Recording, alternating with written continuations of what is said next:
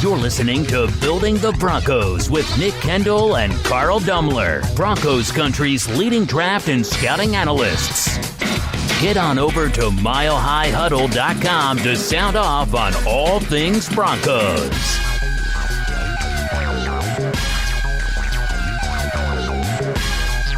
Hello there, Broncos country, and it is once again time for another episode of Building the Broncos. I am your host, Carl Dumler, and with me, as always, I have my co-host and good friend, Mr. Nick Kendell. Nick, man, how are you doing, buddy? Hey, I'm doing pretty well. The weekend was great, although it looks like it's supposed to snow next weekend, so we're going to be 70s down to 30s in 1 week, but that's life in the Midwest in a transition season, so can't complain too much. And, you know, like we said last week, April's here every single week closer to the draft, Game of Thrones, Avengers Endgame, no complaints. I was talking to somebody earlier today about this, actually, and I said the draft coming is always bittersweet because they said 17 days, and I said, yeah, but then it's 2 months of no football. Yeah. And that's always kind of that really down season that it's just, come on, this is dragging on. And I love the summer. I love being able to get outside and do a lot of other things, but I also miss having actual meat to football conversations. And it just, I'm ready to get going kind of thing. So I'm looking forward to the draft. I'm glad it's April, but man, I always hate when it's over. Yeah, for sure. Especially when, you know, you're a content creator and you're digging to the bottom of the barrel to find things to really get in depth on, especially when, you know, you're not surface level like we are. Right. Exactly. But hey, we will be here to bring you everything we possibly can and make sure that we get you as in-depth with the team, the roster, everything else. And we also want to make sure that you can find us on Twitter. You can find me at Carl Dumler, MHH. And you can find Nick at Nick Kendell, MHH. You can follow the podcast Twitter account at BTB Football Pod. And make sure you subscribe to our show and leave us a rating as we value your input. You can find the show on iTunes, Stitcher, and even that of YouTube. Also, make sure you head over to Mile High Huddle, an affiliate of 24/7 Sports and the CBS Sports Digital, to find ours and our co-writers' articles and all things pertaining to your Denver Broncos. This podcast is powered by Overtime Media. Well, Nick and I mean, we're neck deep in draft content right now, just all excited about. I mean, that's the next step for the NFL. And, of course, all of our listeners, if you've listened to even one of our episodes, you know the draft is at the forefront of our mind pretty much 24/7, 365, especially Nick. Maybe a little, well, for sure, Nick, a lot more than me. But we thought we'd kind of go through some players that we know at least have a little bit of interest from the Broncos and guys that could maybe be good fits, maybe not, and just kind of break down their game a little bit. Some names beyond the usual ones of like the Devin Whites or the Drew Locks. I mean, those names get thrown at the Broncos left and right. And of course, if you listen to this show again, you've probably heard us talk about a guy named Ed Oliver a few times. Maybe. Who would not be in the show, I think, unfortunately, no. Carl. Although maybe he's scheme transcendent, but yeah. But just trying to find those guys that maybe are a good fit for the Broncos, but maybe are not the players being quite talked about as much as some of the others. And so, Nick, let's start with your first guy that you really want to talk about here today. So, yeah, the idea for today's episode is that, you know, a lot of people think about these players in a vacuum, and especially a lot of the draft analysts out there, because they're doing it for fan bases of 32 other teams. Well, we're a little bit more fortunate in that regard, where we can be a little bit more Denver Broncos specific. And we kind of have an idea. I mean, there's a little bit of projection with the new offense and the new defensive coordinator and all that jazz, but we kind of have an idea about the player fits and what kind of traits these teams are looking for. So it's not just like in a vacuum when we're grading these guys, but rather specific scheme fit players. And that's what we're going with today. And first guy that to me just comes across as a total scheme fit for this team that it fills a need, but also just a massive fit for what they need on the offense is Iowa tight end TJ Hockenson. Now, personally, I think it's neck and neck between Noah Fant and TJ Hockenson for who is the best tight end in this class, both from the University of Iowa. But for me, for this team, TJ Hockenson has got to be that guy just because of his propensity to be a blocker. It's not that Noah Fant is a poor blocker, so to speak. I mean, he does have a solid frame, blocker's frame, and he did show improvement there, but TJ Hockenson can really just get after it. And as far as a fit or need, Broncos need an influx of tight end talent. I mean, right now they have Hireman, Fumagalli, and Jake Budd, who, I mean, they had something like 36 total games on IR last season. So that's your tight end group right now. Not great. And given how important blocking is for this West Coast offense, specifically underneath the Shanahan tree, I mean, we all saw what George Kittle did for the 49ers last year, but people aren't making enough bones about how great he was as an inline blocker as well. So you got to have a two-way tight end. And the best two-way tight end in this entire class is TJ Hockenson. Now, looking at his spider web here over at Mock Draftable, it's not, I mean, obviously he is a good athlete. I was a little bit disappointed with the 4.7 speed, but it is that overall athleticism that you see from him that makes him really just a unique player. I mean, the vertical jump of 37.5, 90th percentile, broad jump of 123 inches, 91st percentile, 3-cone drill, 77th percentile, 60-yard shuttle, 20-yard shuttle, both 85th, 84th percentile. This guy is a really solid athlete, and although he's not the biggest tight end, 6'5", 250, which is, I mean, pretty average for the tight end. That's cookie cutter. But the arm length, the wingspan isn't great, 38th percentile, 17th percentile. But still, TJ Hockenson can get after it. First off, you always got to talk about his blocking. He not only is a guy who can get to the second level, sometimes he can overset a little bit, be a little bit over aggressive, but you have no issue with him, climbing, being the lead blocker on the strong side, and you can leave him there in pass protection as well, although he doesn't have an elite anchor there.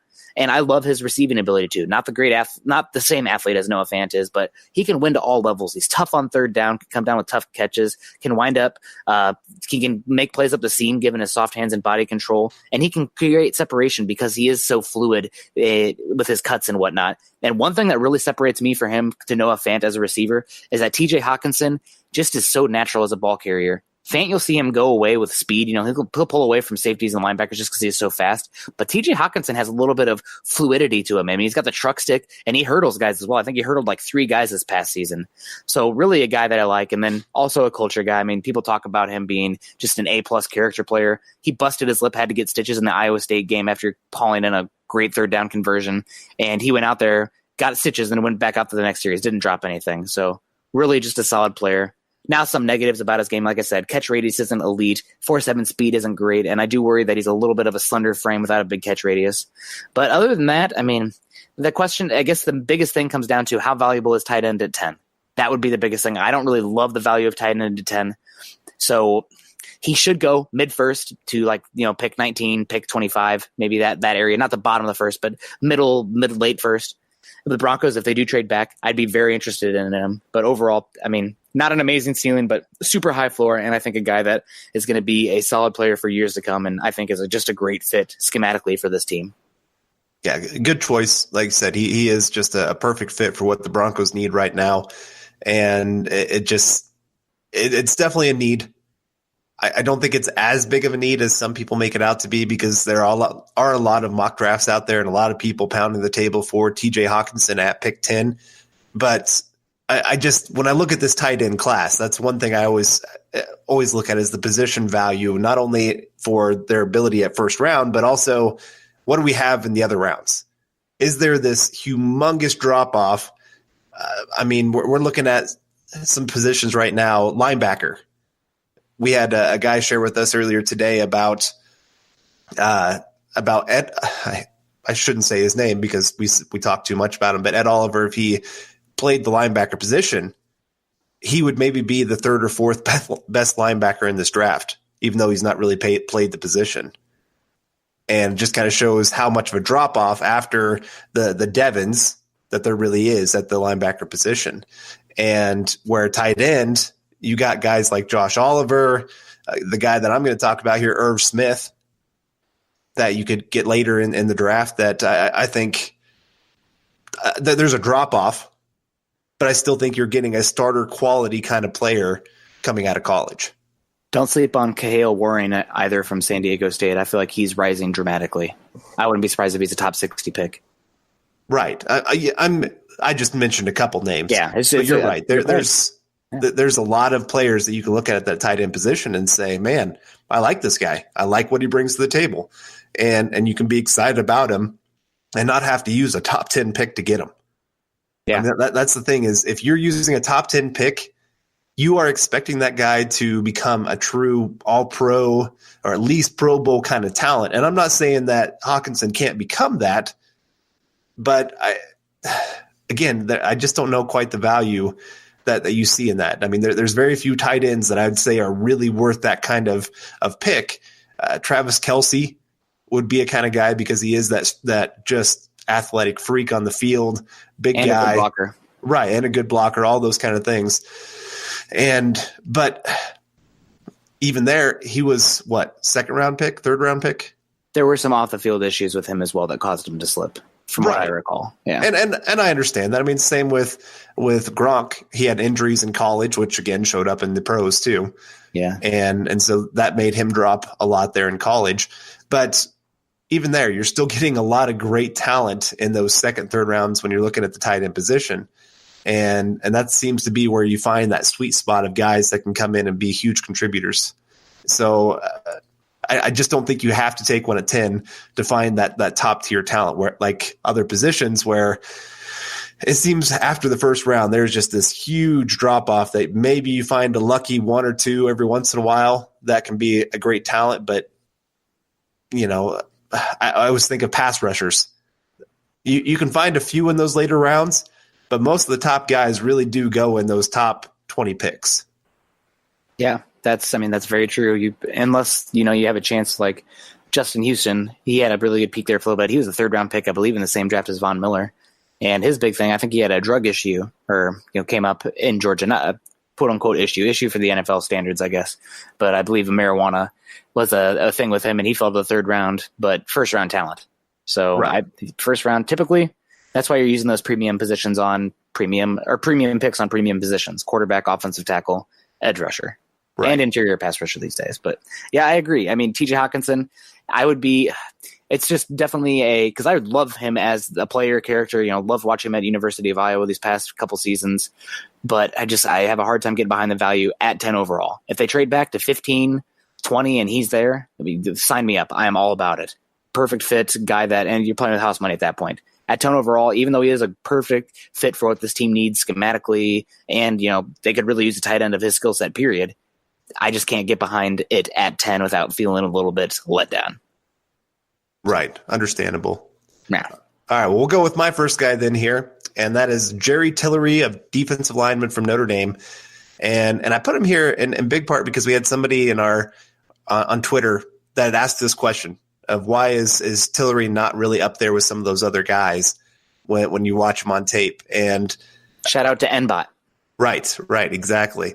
And I love Tillery. I love watching this guy. He is really taking his game to the next level, and he does definitely fit what you're looking for. When you're looking for that 5 tech, you're looking for length.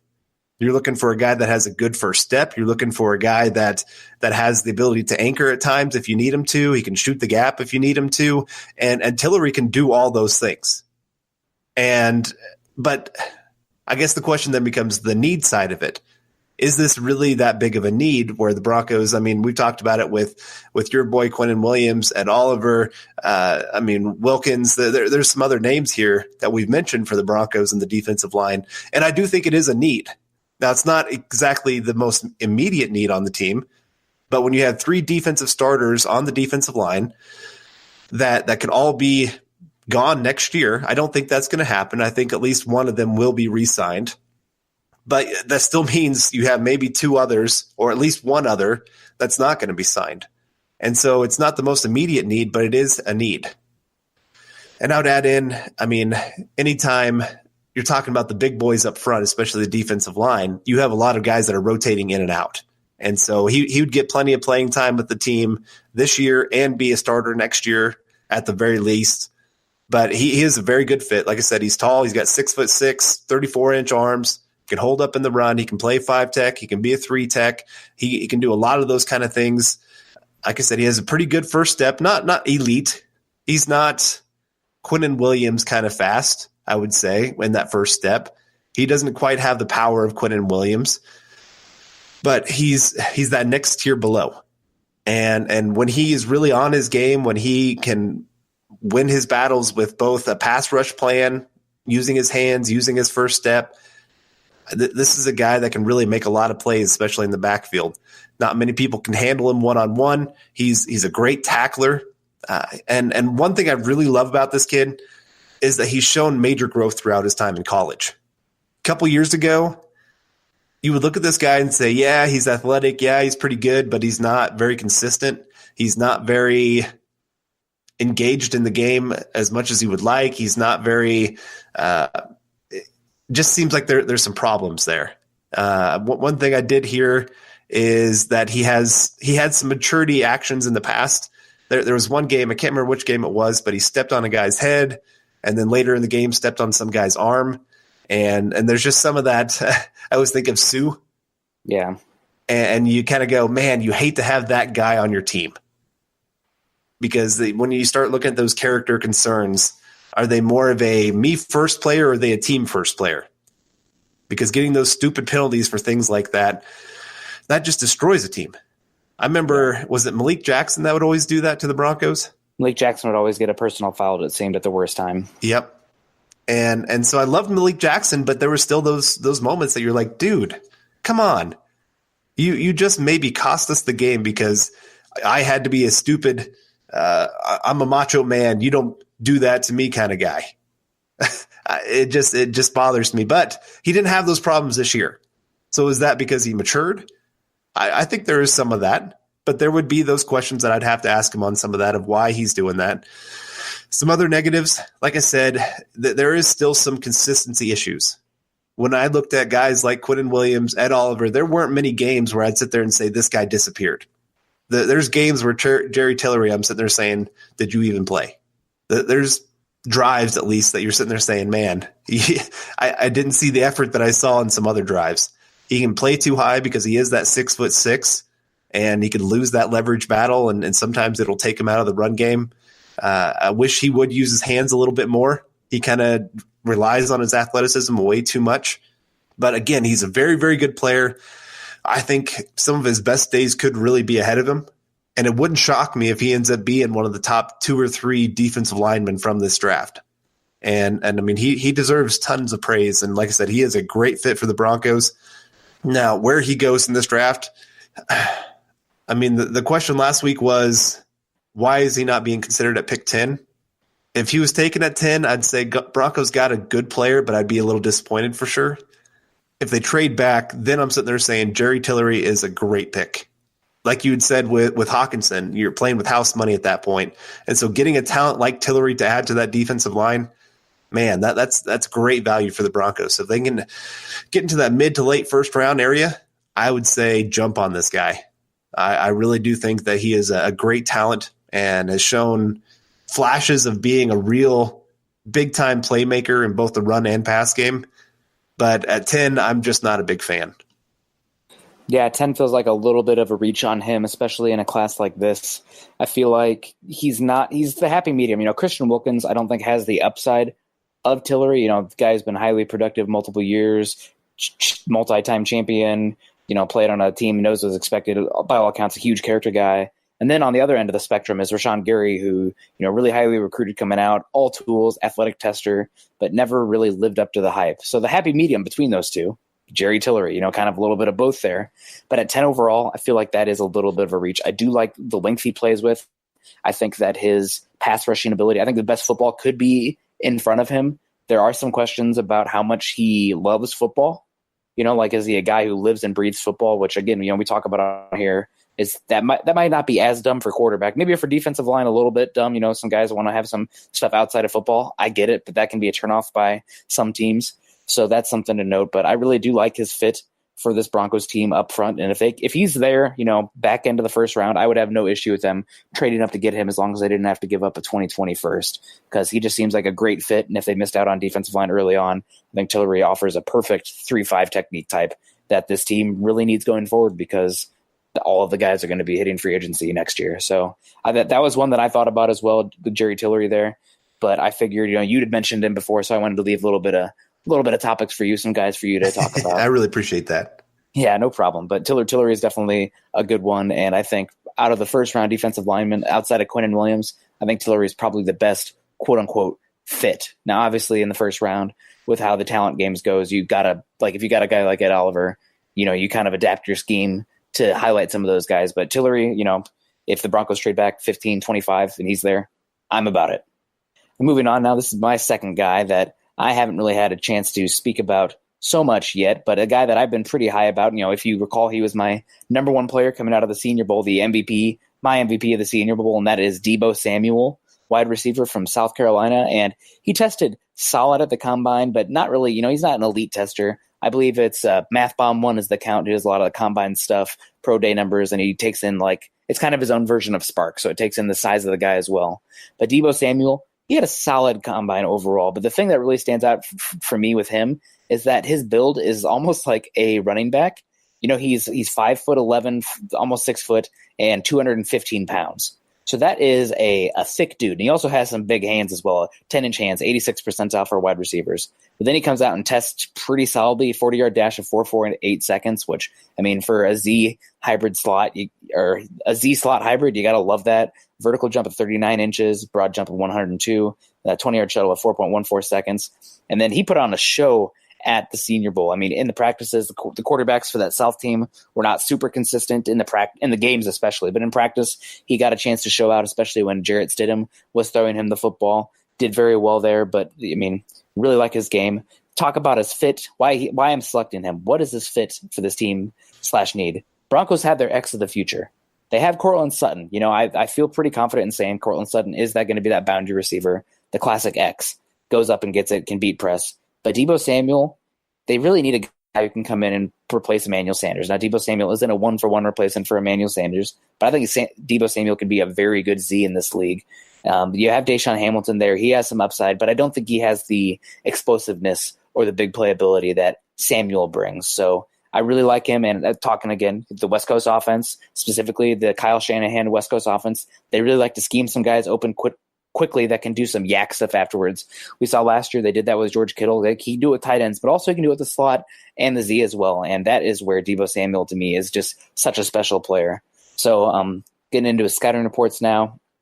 He plays every single snap like a rock fight, with a heart and aggression. And one thing I like about him is, although he is a Z, he is very physical at getting off press. He can do it because he has that strong upper body. Cornerbacks have a hard time getting on him cleanly with the press at the line of scrimmage. He's really strong over the middle of the field in contested catch ability and making the first guy miss with physicality or lateral agility. And that goes hand in hand with his great open field ability. A little stat here.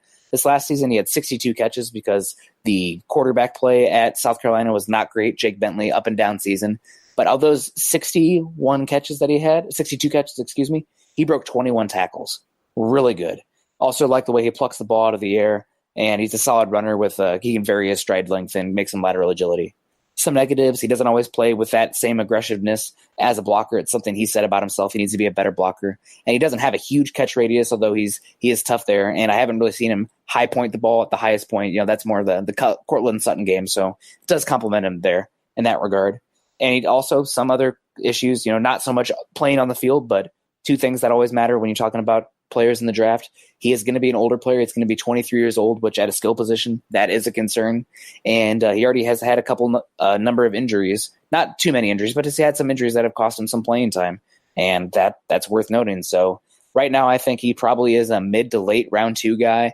And I know the Broncos are bringing him in to a visit as we speak, or maybe later on. I know he's going to be in on a visit here soon. He's with Drew Lock. 41 seems a little bit too early, but if they did love him and they took him at 41, I'd have no issues about it. But if there was some jockeying going on mid-round 2, late round 2, I'd love it. If he fell to 71, though, gosh, I would be in love. So I guess to summarize that, the Broncos got to prepare for life after Sanders. And given that wide receivers typically take 2 to 3 years to develop, taking Samuel now gives the Broncos less drop-off when Emmanuel Sanders eventually leaves. And he's a guy that he can play year one. You're going to find some usage for him in Z, in slot. And I think he also has special teams ability, punt return, kick return. I think he can show that as well. And to me, Deebo Samuel's the guy that can be a makeup call for missing on Carlos Henderson. The guy that can get the ball and then create stuff afterwards. Carlos Henderson had mediocre hands and not great route running, but after the ball was in his hands, man, he was dangerous. I think you can get that with a much higher ceiling, higher floor as well in Deebo Samuel, and just seems like a great fit for this offense and this team. My one thing I don't like with a Deebo Samuel pick there in, say, round 2, especially at 41, and you did say receivers do take some time to develop. I guess it would just be the fact that it'd be a round 2 pick that most likely is just going to be mostly special teams to start the season. And so it's not a wasted pick, but it's kind of you're looking year 2, year 3 is mostly what you're trying to do with this kind of player, which I did that with Jerry Tillery too. Yeah. So I can't say too much, but again, just I guess it's hard for me this year with the Broncos there's a lot of players that I think are great players that year 2, year 3 would be great. I just don't know how much this rookie class is going to contribute this year for the Broncos. Well, that's true with almost every rookie class, though. Last year, I mean, even people were hyping up Cortland Sutton, and he had an up and down year. You know, how much did Royce Freeman come into play? Nah, last year's 2 big contributors were Phillip Lindsay and Bradley Chubb. So you got to think about it as much year 1 as it is, year 4. And for me, wide receiver is just a valuable position. You need to set yourself up where you're giving yourself quality depth and competition year 1, which it would do, but you're also setting yourself up to move on for life after Emmanuel Sanders, because, I mean, we both saw what that offense looked like once Emmanuel Sanders went down. For as hopeful as we are about the trio of Tim Patrick, Cortland Sutton, and Deshaun Hamilton, it was a major yikes in the pass game. So getting some more quality weapons there, I think, is a direction they should go. And I just love the fit for Deebo Samuel in this offense. Right. No, and I agree with you there. I mean, I wouldn't be disappointed one bit. You know how much I love Deebo Samuel. I'm a big fan of guys that are great route runners. They get open because of route running. I mean, Emmanuel Sanders, that's exactly what he does. And so you're getting a guy that honestly, he does remind me a lot of Emmanuel Sanders with that quickness, with that ability, like I said, with his route running to get open, to be a strong player, can offer some in special teams, things like that. He doesn't have the hands of Emmanuel Sanders. Because, I mean, Emmanuel Sanders, he has some of the best hands, I think, in the game, especially for being the smaller guy. I love his ability to make catches in just ridiculous places. But beyond that, yeah, he is a good replacement there. And I would love him on the Broncos. When I look at this team, especially, let's say, if they really view themselves as a playoff team this year, I think they're going to have some major contributions from this rookie class if that's going to be what they're going to be. Yeah. Yeah, I think, like we've been talking about, I think it's probably a 500 year for the Broncos, just given the strength of the division and how tough the schedule looks to be. Right. I think if they have, kind of like last year where you talked about, where they had 2 major rookies contribute in big ways for the team, if they can get that, I think they can be on that wild card verge. Now, whether that happens or not, that's exactly what they need, though. They need 2 guys that they were not expecting to get huge contributions from, or we're only expecting average contributions, or whatever you want to say, to really take that step above that. And that's asking a lot for 2 draft classes in a row. But this is a draft where there is some decent depth at times in this draft, especially at different positions. And we already talked about it. One of those positions is tight end, and I want to talk about a guy here. The Iowa tight ends get a lot of hype, and it's well deserved. I'm not going to try to take away from your Iowa boys, but there is a guy that I think in most drafts, when you're looking at the tight end position, he would be a lot higher thought of, and that is Irv Smith Jr. of Alabama. And here's a guy, I think it's kind of funny. You have TJ Hockenson, who is that inline tight end. You got Noah Fant, who is more of that kind of slot tight end, more of the receiving option tight end. And then you got Irv Smith, who's probably smack dab in the middle. He's not the blocker that Hockenson is, and he's not quite the athletic freak that Noah Fant is, but he's kind of the best of both worlds, but not quite to the high level that the other 2 are. And so that's why I think he is a very, very good fit for the Broncos. He is that again, 2-way tight end that can be a blocker. He's not perfect as a blocker. I'll get to that here in just a little bit more here in a little bit. But he is a receiving option. He is a guy that can step in. He can play. I think one of his biggest traits that he has is that he is a very versatile tight end. There's times that Alabama had him play fullback. There's times where they had him play that H-back. They had him play the slot tight ends, inline tight end. They just kind of moved him all over, and he could contribute from all those different positions. And this is a guy that I think really he's just beginning to scratch the surface of what he can do. This is one thing I always think is kind of crazy with Alabama players is how many of them really they only get 1 year of starting experience. And it's because they got 4- and 5-star players ahead of them. There's not many guys that come in as freshmen and start for Alabama. Heck, there's not many sophomores that come in and start for Alabama. And so for Irv Smith, he didn't really get much of an opportunity until this past year.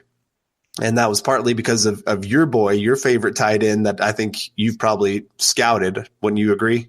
Yeah. OJ Howard. Yeah, OJ is my tight end one forever in my heart. So actually, I mean, I don't know. TJ Hockenson and him are close. OJ just a little bit better athlete. Yeah. And so then you have Irv Smith Jr. coming in, and he was I just wish OJ Howard had gotten to play with Alabama's system now. Oh, he'd have been just so good. He would have been a top 10 pick, I think.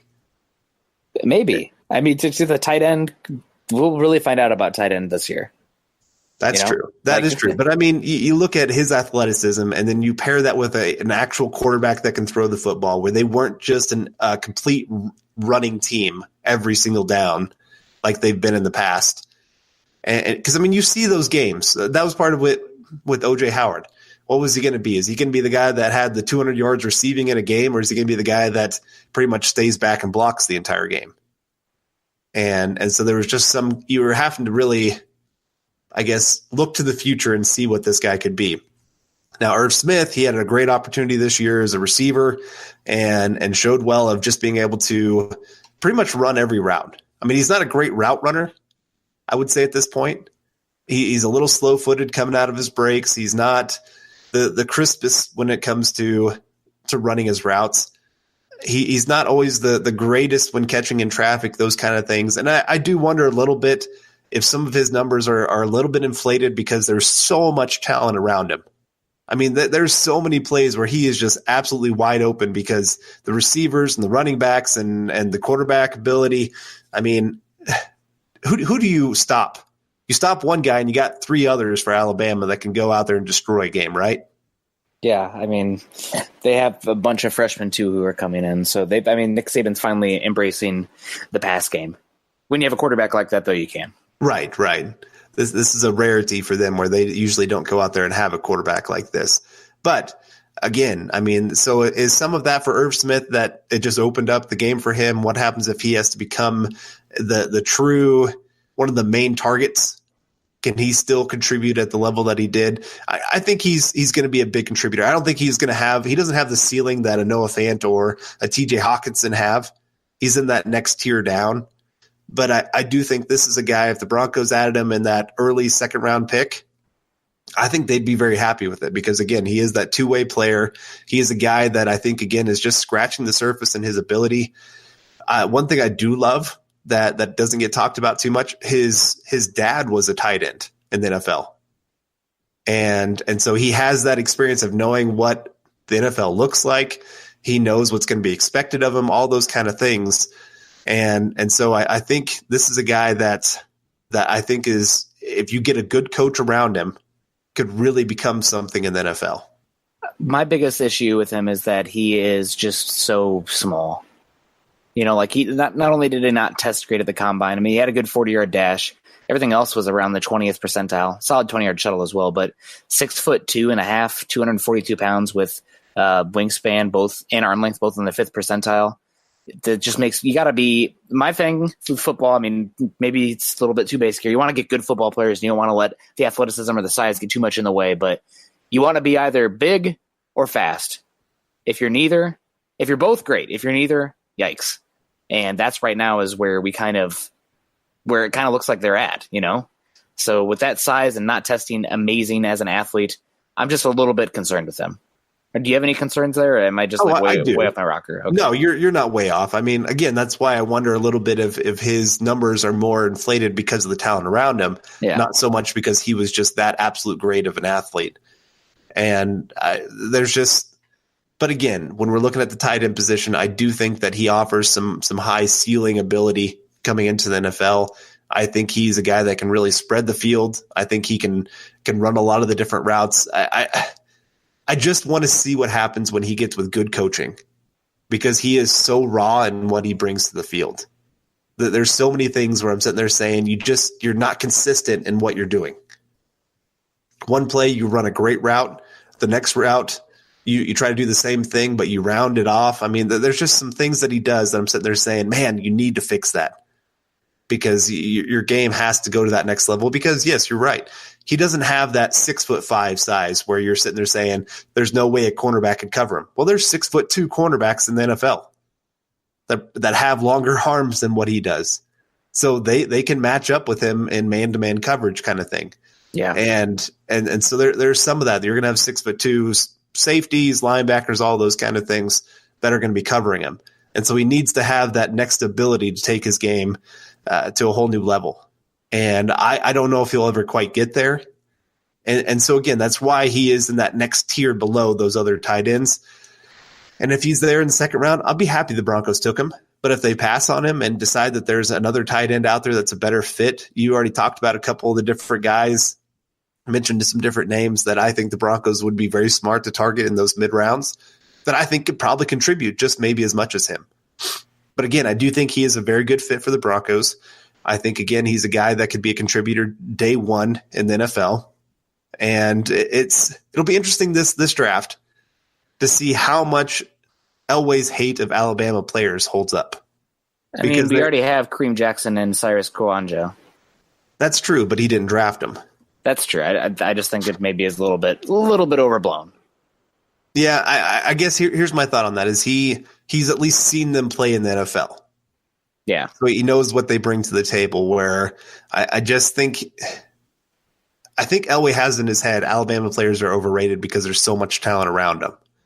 So how much is it really that player compared to the entire scheme, the entire 11 players on the field? And he's not wrong, but I think you're also limiting yourself if you ignore the fact that, I mean, these are national championship kind of teams. They are coached by one of the best coaches in college football, and these guys are trained very, very well. And there's a lot of Alabama players that are doing very well in the NFL.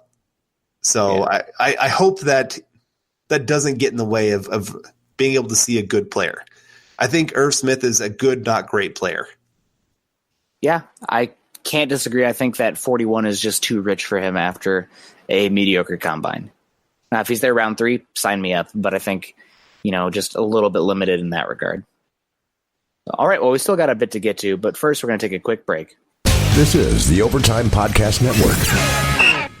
All right, and we're back to talk more prospects as they fit the Denver Broncos scheme and personnel, and now I am back up, and I'm going to go with kind of an under-the-radar position that the Broncos really have a need in my opinion. It's the depth of the edge rusher position, and the Broncos have shown some interest in the draft process so far, bringing in Ben Banogu from TCU, but the guy I want to talk about is Justin Hollins, edge rusher from Oregon, and he kind of is a poor man's Leonard Floyd, so to speak, and that's one reason I kind of am intrigued by his overall skill set for the Broncos. They are obviously looking at some edge rusher talent in this draft, but right, a good team, the old cliche, you can never have enough pass rusher, rings true. And I really like Hollins because of his versatility, and he plays mostly out of a 2-point stance. And, in packages where you move Chubb inside potentially, I like that. I think he's a good fit for them overall. So now some positives in his game. He has long arms to engage with tackles.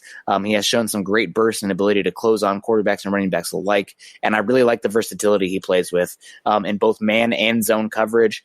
He's been able to play out there, mostly zone, mostly the short zones, but quick man as well. This past season, he had 7 pass breakups and an interception, which from an edge rusher, that's big. And Fangio likes that versatility from that edge rusher position. Also, ball production, something I like a lot with him. 5 forced fumbles last season. That's a huge number. Always going for that ball. Tied second in FBS. He can stay low when he's blocking as pass rushers despite his height, so he does okay with leverage. And he has a good counter across the offensive tackle's face when getting inside. And he's also, despite him being kind of a skinnier guy, he has lower weight for edge rusher, 248 pounds. He does a good job playing disciplined in the run game. And he was dominant in the Shrine game. My favorite player to watch in the Shrine game, and he was all over the place. Some negatives, he's not always the most consistent with his aggression. His motor can run a little bit hot and cold. He needs to be a little bit more violent in getting off blocks, and he doesn't possess much power, specifically in his hands. And he also doesn't have great bend, which, for a guy 6'5", 6'5 and a quarter, actually, that's not a surprise. But still, the not great ankle function or bend is something to talk about there that matters. 4th round, I think, is probably where he's going to go. And I think he's perfect for this team because he has gobs of athletic potential still, just gobs of it. But he's probably not a guy that you want to be thrust into their day one, year one. He's a guy that needs to be used as kind of a pinch hitter off the bench where he can just use that speed, that length off the edge and really get after the quarterback on a pitch count. I think he's a 4th round talent, Broncos could target him in the 4th round, maybe the 5th round. They have that Houston pick, the bottom of the 4th round. They also have their 5th round pick a little earlier. And my final thought on him, Broncos, obviously, you need an edge rusher. I'm definitely a proponent of. There's only one answer to how much pass rush does the team need. The answer is more. And given that the best defenses in the NFL have an arsenal of pass rushers, a third edge that can substitute the likes of Vaughn and Chubb and provide depth there, is really a low-key need on this team if the defense is to be elite. It's not just the 11 starters that you see on there, but depth, especially in the defensive line, that you need to be a great defense. And I just really think Hollins fits what they're looking for to a T. I would add that one of the things that it's not going to stick out too much. I just talked about this with Alabama and Elway not being a huge Alabama fan, but he is a big fan of the Pac-12. And so a kid from Oregon, I'm sure that they've watched this kid quite a bit this year. And I mean, bringing him in, they obviously see something in this kid. You don't do that if you don't believe in him at least a little bit. So I think this could be very much a guy that the Broncos target there. Like you said, that 4th, 5th round. And it would not surprise me one bit if he is a Denver Bronco. Yeah, I think that he's definitely in the cards, and the casual fans will be all irritated. Oh, we already have Chubb and Von Miller. Why do we need another edge rusher? Well, if you've been listening on here, you know damn well why. So if you see that on Twitter and that happens, please at me on Twitter, because I will be in there just to smack somebody around, because you really need more pass rusher. And I mean, as much as I am excited about Jeff Holland. He's not great against the run. I think he's a limited athlete, and I don't think the versatility, especially in coverage, is there. And that's something that really attracts me to Holland's ability. The honorable mention also, I thought also about Ben Banogu, but I think he's going to go much earlier than people think. I've heard about him going in the top 60. So I think that's somebody that a little bit earlier. I think Hollins is more likely to be there for the Broncos. So I went with him instead. All right. Well, I'm going to go with my next guy here being Byron Murphy. I'm going to stick in the Pac-12, cornerback of Washington. And this is a guy that I know has been connected to the Broncos some, especially before free agency hit. This is a guy that I know was very targeted by the Broncos. And now this is where the question comes up for cornerback, because I know you're going to talk about a cornerback as well. How big of a need is this for the Broncos? So let's start there, because we're both going to have to talk about this. And I would say cornerback is still a decent need on this team, because it all depends on how you look at Kareem Jackson. I think he gives you the versatility to either go by who you have as your highest safety or who you have as your highest cornerback, because you can move Kareem Jackson to the other position. Yeah. And that's why I think you still have to look at the cornerback position for the Broncos. And even there, Kareem Jackson, he's beyond that dreaded 30 years old. And so that means a lot of times that athletic traits start going down. Yeah. And for a guy that's 5'10", you need to be athletic. And so moving him to safety is not the worst thing in the world. And so if you could get a guy like Byron Murphy, or the guy you're going to talk about here in a little bit, I think that this could actually still be a very good fit and need for the Broncos, and making that secondary very, very strong. I mean, we saw last year what happened when that secondary was terrible. That defense, yeah, they did. Teams knew all you have to do is complete those 5-yard passes all the way down the field. And that completely eliminates your best players on defense and Bradley Chubb and Von Miller. I mean, you just take them completely out of the game. That's what teams did all year to the Broncos. And so now having a very strong secondary, teams have to sit there and say, crap, we can't do that anymore. We got to hold on to that ball for another half second or second. And when Von Miller and Bradley Chubb are coming off the edge, that sounds very, very nice. That sounds like some very, very big time, game changing kind of plays. And so adding a guy like Byron Murphy, he makes a lot of sense. He's a guy, some positives about his game. Great feet, very, very fluid player. He's a guy that can really stick in man coverage. He has that quickness to really, close in a hurry, to stay with guys. He's very aggressive in the run game. Not always the smartest player when it comes to that. Not always the greatest tackler, but he is aggressive. He is a smart player when it comes to understanding what the offense is trying to do. You can tell that he studies film, which is something I think is so big when a college player is coming out, because that's something you see too many cornerbacks who rely on their athleticism to win. And then they get to the NFL and they're like, oh, my athleticism's not winning anymore. And that's why you see so many athletic freak cornerbacks not make it in the NFL. It's why guys like Chris Harris, who's not quite the most athletic freak out there, but yet he's still one of the top cornerbacks in the league because he's one of the smartest. And so then you add a guy like Byron Murphy to that combination out there. I think it's great for the Broncos. And he's one of those guys that has shown he can play both zone and man coverage. He's one of the more versatile cornerbacks in this draft. I would say he is definitely my top cornerback in this draft. Some negatives, though. I do worry if we're looking for a cornerback for the Broncos, I would rather have a guy that's a little bit more of a boundary corner. Murphy, he's on that smaller end of things. He's quick-footed, but he's not long. He's not got that top end speed. I think he ran, a 4.55 40? Yeah, I believe so. And so he's just not the deep guy that you hope running down the field with those 6'4" kind of wide receivers. And so there are some negatives to him, and it's why I can't be happy about taking him there at pick 10. But again, here's another player. If the Broncos trade back, there's going to be a lot of options and a lot of directions that they can go. I think if their top 3 or 4 options are gone at pick 10, I think they need to be very aggressive in trying to find a trade partner because, again, that 15 to 25 range, man, there's a lot of good players that are great fits for the Broncos that can be early contributors to the team. Again, he's my top tight end for this upcoming draft. I think he's a great fit with the Broncos. I think he's a guy that could play whatever they needed him to play. And I do think that he's one of those hardworking, smart, and athletic players that I think Vic Fangio would really, really like to add to the secondary. Yeah, I like him a lot. He was one that I considered as well. I do worry a little bit about the size and, that little voice in my head about if they draft a cornerback that high, what does it mean for Chris Harris? That's a big concern. I'm definitely on team. I'm not a sentimental guy at all. Let's be completely honest. But if Chris Harris leaves, I'm going to be definitely sad. So he's one I am worried about if they do take Byron Murphy early. Yikes. But if they trade back, again, another guy, 15, 25. If they take Byron Murphy and you have a cornerback group of Callahan, Harris, and Byron Murphy with safety trio of Kareem Jackson, Justin Simmons, and Will Parks, talk about the no-fly zone. It's back, baby. That's, maybe even a little bit overkill, but then you're in a division that has Patrick Mahomes, Phillip Rivers, and who knows what the Raiders are going to do. But that's some air power, and they have great weapons as well, both those teams. So if you have a good group of cornerback safeties that can match up and do a bunch of things, that is a way to go in today's league. What we saw what the Patriots did, they had just they generated pressure, but it really was that back end that made things happen for them. So yeah, I like them a lot, but I guess we should get another break here before we go on to my guys. So before we talk a little bit more cornerback, quick break.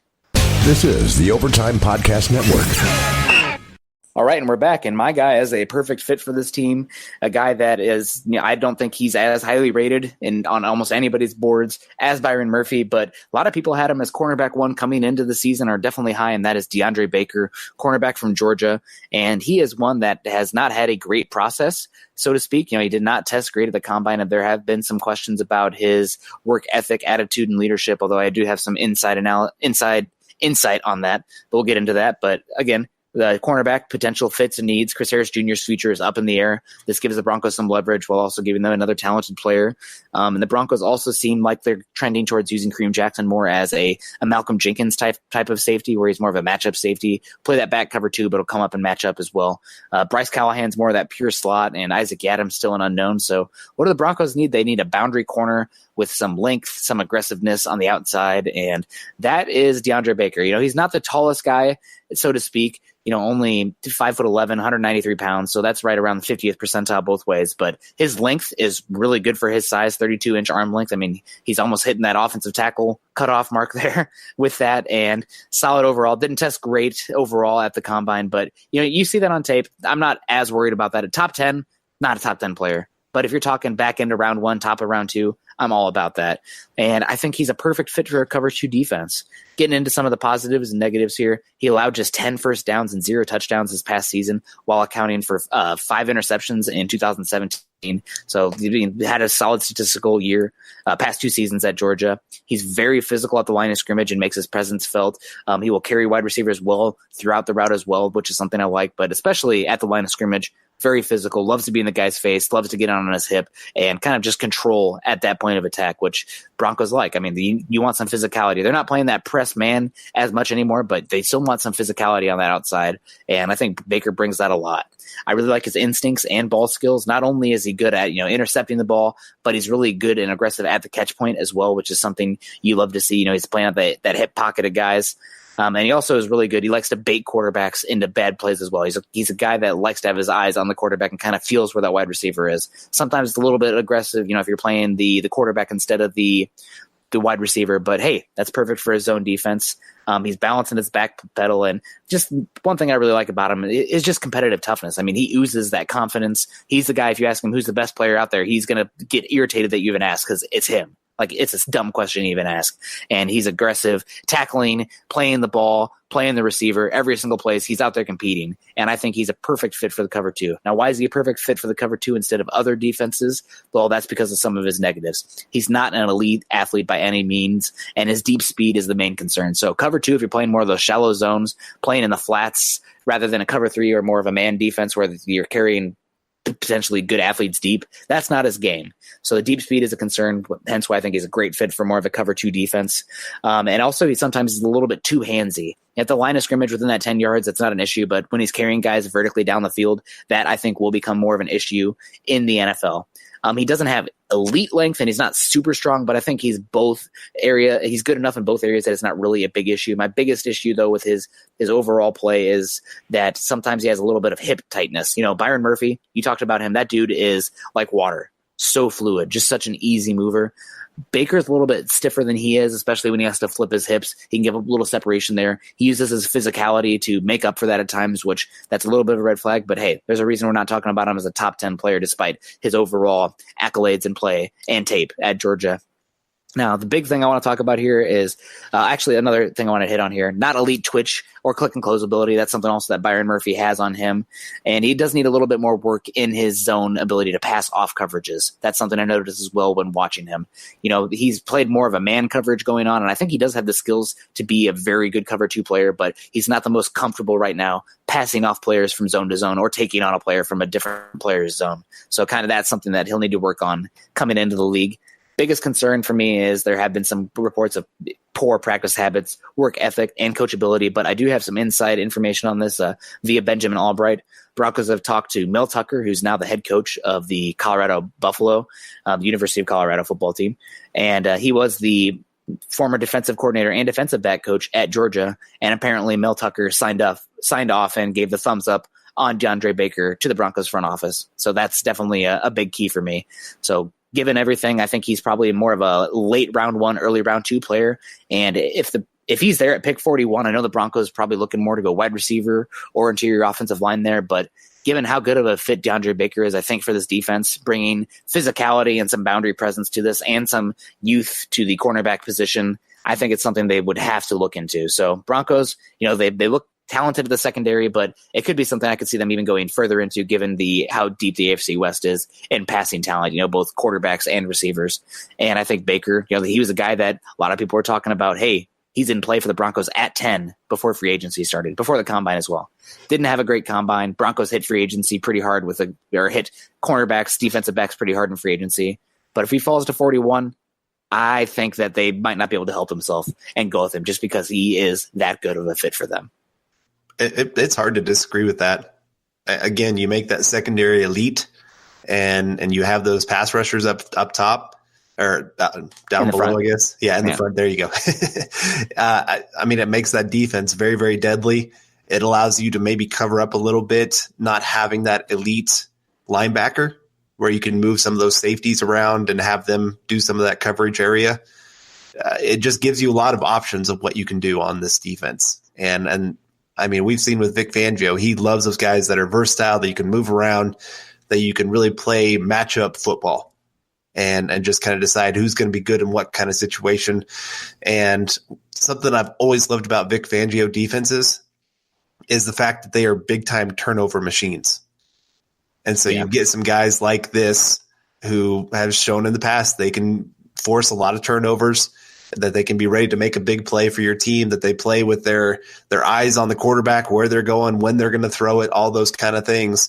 And I think he's a great, perfect fit for the Broncos and makes a lot of sense. And if he's there at 41, it's hard to pass up on that kind of talent. So I would be a fan of it. I would definitely understand it. It's not the biggest need, but it's still a need, and it's a guy that fits. So it'd get a thumbs up from me. But looking at my last player here, I'm going to go with Blake Cashman, linebacker of Minnesota. And, this guy really, I think, caused a lot of people to go back and watch his tape after his combine, because he destroyed the combine. There's no way getting around it. I mean, if Devin Bush and Devin White obviously got all the attention because they ran that 4.41, 4.42 40. And it makes sense. They deserve a lot of attention because they are going to most likely be top 15 picks, both of them. But without them, Blake Cashman is that next guy that everybody was talking about for the linebacker position. Ran a 4.5 40, 37.5-inch vertical, which is in the 85th percentile, 124-inch broad jump, which is in the 89th percentile, 20-yard shuttle, 4.12 in the 84th percentile. And so, I mean, there's a lot of things this guy did at the combine that just made everybody go, man, I better go back and watch this guy. And Minnesota wasn't the greatest team, so it's understandable how some people would miss him. But when you actually watch him, you see all of this come into play. You see a guy that is very, very athletic, very fluid. And what I really love about his game is you never see any panic. There's times where you watch Devin White, and he is just a wrecking ball that sometimes doesn't always fire in the right direction. He sees where he's supposed to go. He kind of just lowers his head and just goes. Doesn't always mean that's where the ball is. With Blake Cashman, he is one of those guys that keeps his head up. He's very, very smart on the field. He is just that leader that seems to know where the ball's going. He understands what the offense is trying to do, and he just doesn't panic. I love that he will see outside runs coming, and he'll just shadow the runner, just waiting to make sure that they're not going to cut back against the grain. But when he sees that they're fully committed to going outside, then he just fires off and goes and makes a play. So, when we're talking about needing an athletic linebacker for the Broncos, this is maybe that next guy on the list past the Devons. If you don't get the Devons in round one, Blake Cashman is probably going to be a guy to really keep an eye on for the Broncos. Because, again, he fits well with what the Broncos like. He was a captain this last year. I love his story. I love he has one of those stories that reminds me of Jordy Nelson. If you don't know, I've met Jordy Nelson a few times. We went to the same town for college, and he dated a girl from the school that I was going to, married her, all those kind of things. Really nice guy. But he's one of those guys, he walked on at K-State, really made an impression, worked his way up to becoming a great player, very good teammate, all those kind of things. Blake Cashman did the same thing. Walked on at Minnesota and worked his way up to becoming not only a scholarship player, but became captain this past year. And he's one of those players that you just see, again, just always working his tail off because he knows he has to rise above what expectations people have for him. And he always has that motor that's running high. He can work through traffic on a play to find the ball carrier. He's a great communicator on the field. Again, like I said, he's very instinctual. He looks good in coverage. This isn't something you usually say about linebackers, but he actually has very fluid hips. He's a guy that can very much turn and zone coverage. If he sees a guy coming across his zone area, he can run with him. He can run a man coverage, all those kind of things. He's very technique-wise, very advanced, I would say. He's a very sound tackler. Now some negatives. If we're talking about T-Rex, this is T-Rex. Yeah. Yes. His wingspan was 73 5/8 inch. That's in the second percentile. Arm length, 30 1/8 inch, first percentile. Hand size, 8 3/4 inch, second percentile. So, I mean, this guy is stubby arms, and That's how I am too. So I feel for the guy a little bit. I understand the problems with that. And it does show up on tape sometimes where if he's not completely squared up with the runner, those arms, he just doesn't have the length to really make his tackling range wide.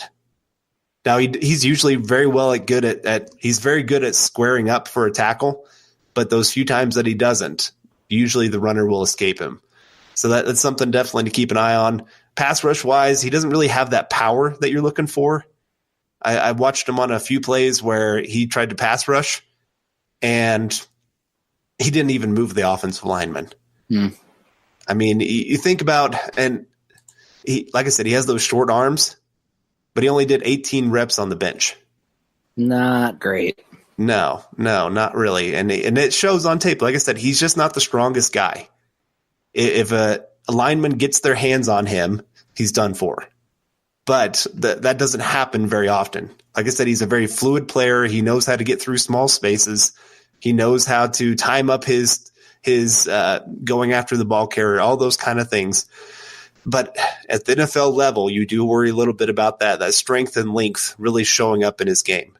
Again, he's an athletic freak. He does great in coverage. And I think he is a very good fit for the Broncos and what they're missing right now at the linebacker group. And I definitely think he's going to be a guy that they're going to be looking at pretty hard. But there are some worries about him, which is why he's not a first-round linebacker.